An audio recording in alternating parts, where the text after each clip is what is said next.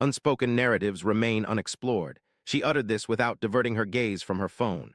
Leave me untouched tonight.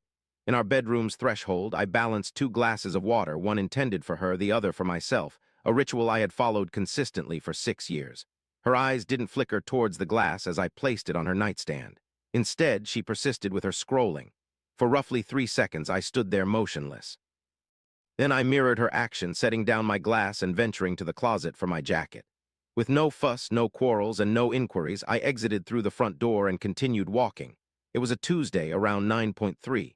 The street was calm, save for a neighbor's sprinkler system clicking somewhere in the distance. I had no strategy, I simply walked.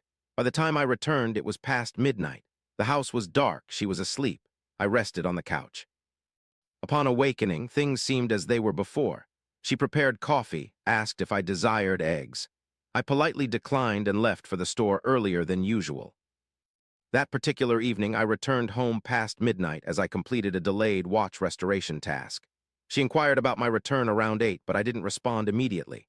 By the time I did, it was 10:45 p.m. I simply replied, soon.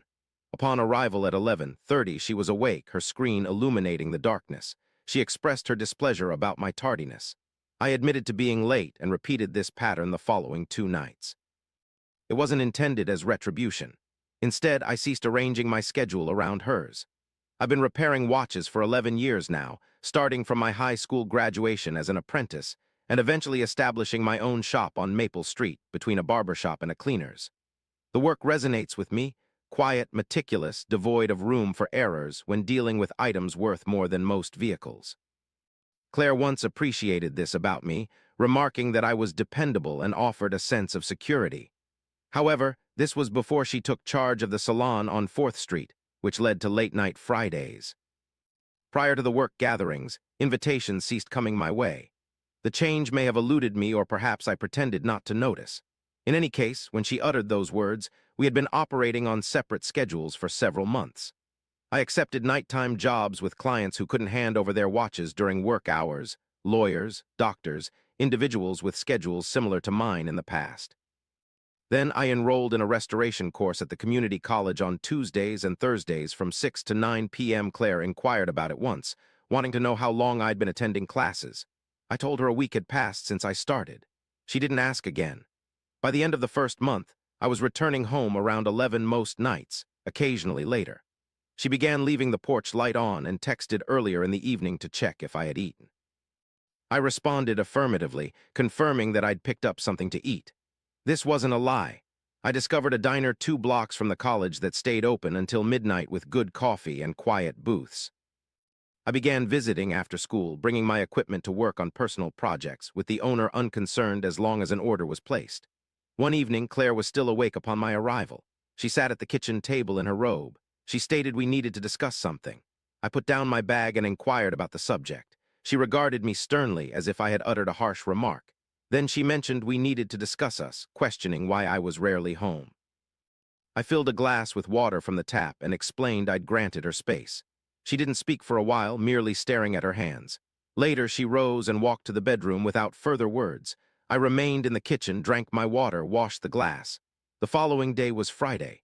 She texted me midday, stating she would be going out with friends that night and not to wait up. I didn't reply. A client was scheduled for 5 o'clock, bringing a vintage Omega requiring a complete movement overhaul. I assured him it would be ready by Monday. I worked until 9 and afterward locked up before driving to the diner. Frank was ready with coffee when I arrived. I requested my regular turkey club and fries for dinner, then spent an hour fixing a pocket watch purchased at an estate sale. It was from 1892 and had a seized movement that could be repaired. My phone buzzed around 10:30 as Claire inquired if I was home. I responded negatively, indicating I was working instead. She inquired about my whereabouts again, but didn't reply to my message. I arrived home just after midnight and found her car missing from the driveway, but I assumed she had plans to go out. I went to bed, and when she returned later, I feigned sleep. She stood by the bed for a moment before climbing in on her side. The following morning, I left early, claiming an inventory task at the shop, although it was merely an excuse to be elsewhere. That Sunday, Claire announced our plan to attend a barbecue at Tom and Jenny's residence, acquaintances we had met during college. Despite my reluctance, I decided to go along. Tom handled the grilling while Jenny prepared her signature potato salad. As usual, the gathering was filled with familiar faces and conversations. However, it was Brad who caught my attention, standing near the deck. He owned an auto shop in town, specializing in custom paint jobs and noisy exhaust systems. A character known for speaking over others and excessively laughing at his own jokes, he had always been someone I disliked. Claire was aware of this aversion, but upon arrival she made a beeline towards him. Before I managed to pass through the gate, she was already laughing at something he said, not her usual laughter that she reserved for me. This laugh was higher-pitched and more radiant, resembling a stage performance. Brad had his hand on the back of a patio chair, leaning in excessively close. Given their acquaintanceship, it seemed too intimate. Instead, I helped Tom with the grill and engaged in small talk about my business with him while sipping a beer. Even though I wasn't observing them, I knew their location by the corner of the deck, engaged in conversation. Claire lightly touched Brad's arm upon her laughter recurrence. Approximately 20 minutes elapsed before she approached to obtain a drink. Her aroma was foreign cologne. She inquired about my enjoyment. I affirmed my amusement. She selected a wine cooler and resumed her position with Brad. I extended my stay by an hour, subsequently informing Tom of an impending early job. Claire made no resistance when I declared my departure. Instead, she waved from the yard and continued conversing. Upon returning home alone, I was in the garage reorganizing my workbench when Claire emerged to question why I had left prematurely. I disclosed my need for work. She voiced concern about my recent odd behavior, describing it as distant and indifferent towards her activities. I directly gazed at her and inquired if she desired me to care. She remained silent, merely departing back inside. The ensuing week, she began arriving home later on Tuesdays, Thursdays, and Fridays. Every time had a justification. Salon inventory, late appointment, girls' night out. I eventually ceased questioning where she went. One evening, I returned home earlier than usual around 9, following a swift completion of a restoration job.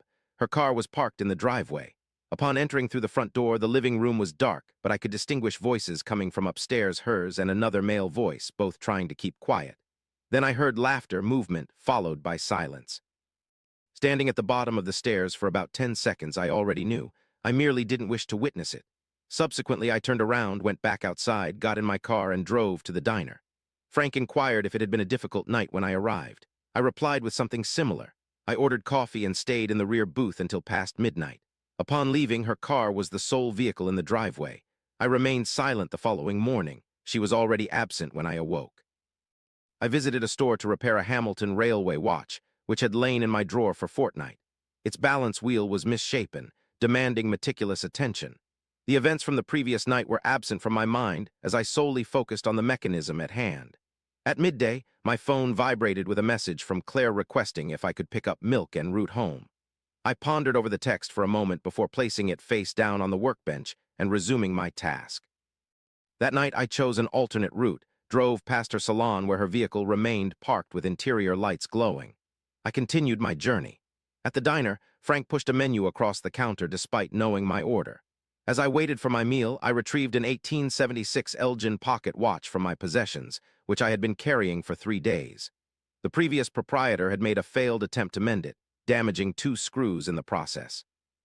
My phone buzzed again, asking about my location. I chose not to respond. In the ensuing 20 minutes, another message arrived querying my anger towards her. I slipped the phone into my jacket pocket without checking it further. Upon reaching home past 1 in the morning, the house was serene, with Claire's purse on the kitchen counter and her shoes by the entrance. I retreated to the guest room for the night. The day that followed was Saturday. Awakening early, I ventured to a distant estate sale where an elderly man had passed away, prompting his family to sell all possessions. In the garage, I discovered a box of watch components and paid $20 for the entire lot. Upon returning home, Claire occupied the living room, her laptop open. On my entry, she looked up and inquired about my whereabouts. I brandished the box and replied, "Estate sale." She closed the laptop and stated that we needed to discuss. I placed the box on the table and waited. She expressed confusion over my behavior, stating I was pushing her away and seemed disinterested anymore. You inquired if Brad was still giving her rides following barbecues. Her expression briefly shifted, then she feigned ignorance about our conversation's topic. I mentioned Tuesday night when his vehicle was parked at our driveway. She froze momentarily. Without an immediate denial, it confirmed my suspicions. She sat there, seemingly contemplating a response, then shook her head and claimed I was being overly suspicious. She asserted Brad had merely stopped by to return something he borrowed from Tom, choosing our house due to its proximity for the drop-off, claimed it was innocent. I inquired why he entered our home. She responded that he hadn't, instead leaving the item at the doorstep. I didn't contest her claims. I merely collected the watch components and proceeded to the garage. She trailed behind, questioning my intentions for making her feel guilty without cause. Initially, I organized the pieces, springs, gears, several damaged enclosures, and informed her I wasn't trying to elicit any feelings from her. She remained there for an additional minute before re-entering the house. The bedroom door shut afterwards. That evening, I didn't return home at all. I possessed a key to my workshop, and there was a couch in the rear room where I'd previously slept during prolonged late-night repairs. I grabbed some fresh clothes from the garage and exited through the side entrance. Claire phoned at 10, but I didn't respond. She called again at 11 and texted asking for my location. I switched off my phone. The following morning, I visited the community college to inquire about extended workshop hours. The teacher informed me they kept the lab open until midnight on Mondays and Wednesdays for advanced students and provided me with a key card. Since then, I've been devoting 3 nights per week there to restoration work and learning new skills. The remaining nights, I stayed at the shop. I seldom visited home, only to fetch clothes or collect mail. Claire began leaving messages on the kitchen counter. "We need to discuss. Please return home. I miss you." I perused them without replying. One evening, I stopped by the house around 7 to gather some items, presuming she'd be at the salon, but her car was in the driveway along with Brad's truck, a black F-250 with custom rims, parked conspicuously behind hers as if he belonged there. I remained in my car across the street for a while before exiting and approaching the front door. It was unlatched. I entered, finding them in the kitchen, close together with his hand on her waist. They didn't notice my entrance. Claire was laughing at something Brad had said, mirroring the same laughter from the barbecue. Upon noticing me, Brad retreated quickly, hands raised as if apprehended. Claire turned around and her face paled. There was a moment of silence before anyone spoke. Brad coughed, mentioned departing, retrieved his keys from the counter, and left without glancing at me. The front door swung open and shut. Claire remained, her arms crossed, eyes fixed on the floor. I navigated to the bedroom, took my duffel bag from the wardrobe, and began stuffing clothes, toiletries, watch tools into it. She entered, stating it wasn't as I assumed, explaining he was delivering something and they were conversing. That was all. I sealed the bag and carried it. She inquired about my destination. I disclosed another location. She positioned herself before the door, asserting I couldn't depart without discussion. I faced her and declared there was nothing to discuss. She then wept, apologized, stated it was a mistake, affirmed no incident occurred. I bypassed her and exited to my vehicle. She continued chattering as we reached the driveway, but her words were mostly inaudible to me. I deposited the bag in the trunk and climbed inside. She tapped on the window and requested I not proceed with this action. I ignited the engine and reversed out. In the rearview mirror, I observed her standing there in the driveway, hugging herself tightly. I navigated to my workshop and parked in the alley behind it, retrieved my bag, and deposited it in the back room. Then I seated myself on the couch and gazed at the wall for a prolonged period. My phone vibrated around 9 with calls, texts, and voicemails. I disregarded all of them. By midnight, I examined the notifications. There were 14 missed calls, 23 messages. The last one read, "Let me clarify everything." I placed the device down and dozed off on the shop couch. The following morning, I commenced searching for a workspace with living quarters.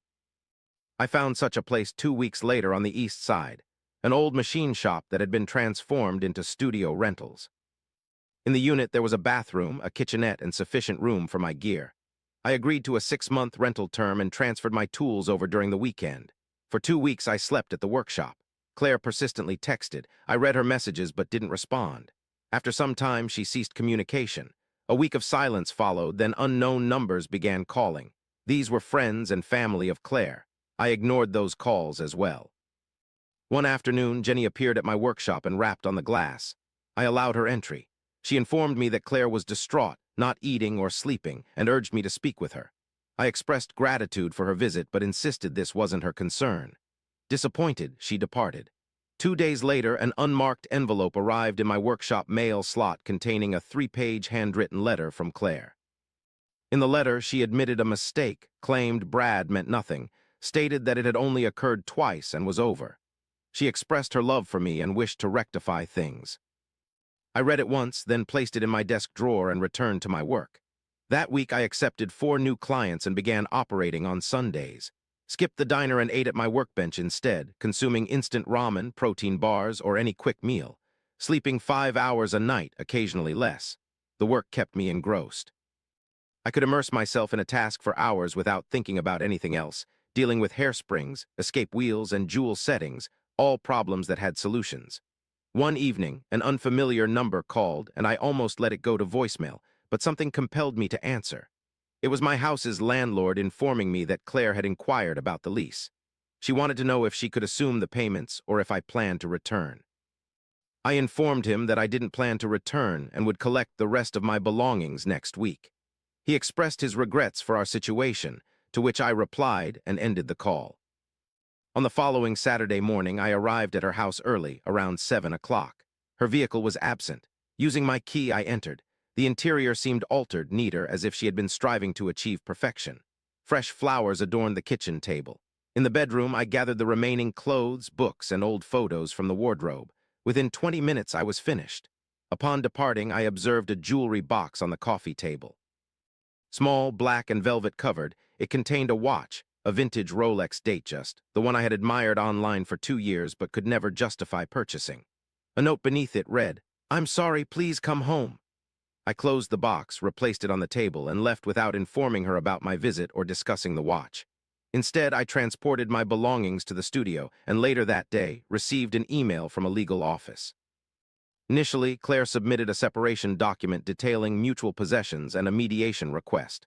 I forwarded this to a lawyer suggested by a client, instructing him to manage everything. An hour later, he contacted me stating the process was straightforward due to lack of children and significant assets other than our shared house. If desired, the entire matter could be resolved in 2 months. I agreed. He questioned if counseling might be attempted first before finalizing, since many couples do so. I declined. The legal process progressed with paperwork to sign and statements to review.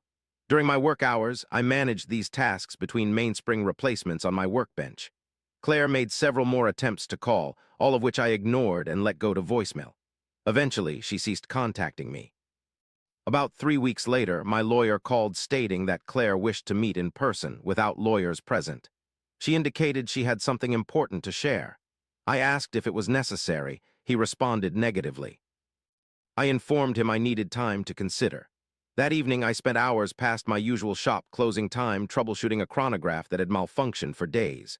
The pusher mechanism consistently jammed, and it took me 4 attempts to disassemble and reassemble it before identifying the issue, a bent lever spring.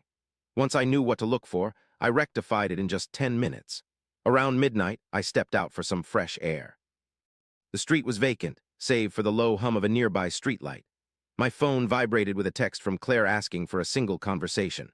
I contemplated her message for a while before responding with a question about when. She promptly replied, suggesting tomorrow at noon at the coffee shop on Oak Street. I remained silent in response. The following day, I completed my repair work and left the shop by 11:30, then drove across town to the coffee shop, parking half a block away. She was already seated inside at a table near the window. She appeared thinner, exhausted. I took a seat opposite her. Initially, she remained silent, scrutinizing me as if searching for a starting point. Then she admitted that she presumed I harbored hatred towards her, yet didn't hold it against me, acknowledging the inexcusable nature of her actions. There was no response from me. She disclosed that her relationship with Brad had ended permanently, and she instructed him never to reach out to her again. I inquired about when this occurred. She hesitated before revealing that it was 2 weeks ago, following my move after I submitted the divorce papers. She continued, confessing that she'd made the gravest mistake of her life, uncertain of her thoughts, and expressed a desire to rectify our situation if I allowed it. I posed a question, seeking clarity on the duration. She looked at her hands and responded with 3 months. 3 months transpired while I was engrossed in evening classes, working late at the store and sleeping on the couch, feigning obliviousness, when she admitted that it began before or after she advised me not to touch her. Upon hearing this, I nodded and stood up. She stretched her hand towards me over the table, hesitated, then requested that I stay instead. I acknowledged her plea for comprehension, but asserted my departure was necessary. Before she could continue, I exited. Back at the studio, I immersed myself in revamping an intricate perpetual calendar mechanism with approximately 200 parts, a task demanding full concentration. For 6 consecutive hours, I worked tirelessly on it. At 8 o'clock that night, my attorney phoned, informing me Claire had requested to suspend the separation documents for counseling attempts. I instructed him to progress with the proceedings. He questioned if I was certain. I affirmed. A week later, the papers were legally finalized. She signed, I signed. It took 63 days in total. My lawyer forwarded me a copy of the decree and suggested I could proceed with my life unencumbered. I stored it away in a drawer and didn't revisit it. The studio replaced my daily routine. Worked during the day, carried out repairs at night, slept when required. No schedule catered to anyone else's needs. Acquired additional clients and started receiving recommendations from collectors statewide, earning a reputation for handling intricate repairs that other watchmakers found difficult. 6 months after the divorce was settled, received a message from Tom, inquiring if I wished to attend a get-together on Saturday. Declined to respond immediately. Did not attend. Around the same period, began seeing a new woman, one who brought in her grandfather's timepiece for mending. A straightforward issue, a loose crown, engaged in conversation while working on it. She returned 3 days later to retrieve the watch and invited me for coffee. We went out a few times. It was effortless without any prior relationship or luggage. She never questioned my ex-wife, nor did I mention her. Approximately 8 months since the events concluded, an afternoon found me securing the store when I spotted Claire on the opposite side, standing by an unfamiliar car, chatting with someone within. She seemed altered with a shorter hairstyle and a more polished appearance than my mental image. Our eyes met, and for a brief instant, neither moved. In response to her gesture, I extended no reciprocation. Instead, I walked towards my vehicle without glancing back. That evening, I worked on a 1928 Patek Philippe, a complex timepiece with a moon phase complication that hadn't functioned in 4 decades. It required weeks of restoration. I organized my tools and systematically dismantled the movement piece by piece. Each part was carefully placed into its designated container: springs, gears, levers, jewels. Everything had its proper place. By midnight, I halted my work, brewed coffee in the kitchenette, and stood by the window, gazing at the deserted street below. My phone sat on the workbench, devoid of messages or missed calls. My thoughts drifted to the Rolex watch she'd left on the coffee table, a luxury item costing her nearly 3 months' salary. Untouched in its box, it remained. I recalled her standing on the driveway that night, wrapped in self, watching me depart. The note, "Please come home," echoed in my mind. I returned to the workbench, picking up a minute escape wheel, smaller than a pencil eraser. Inspected, checked for wear, cleaned, and left to dry it was. Repair work had always been consistent. Diagnose the problem, fix if possible, document damage when not, then move on. Some things can't be mended not because of missing parts, but because the mechanism was inherently flawed. I labored until 3 in the morning, cleansed my tools afterwards, and neatly stored them away. Darkness fell as I switched off the lights. Secured the entrance. The street was silent as I strolled to my vehicle.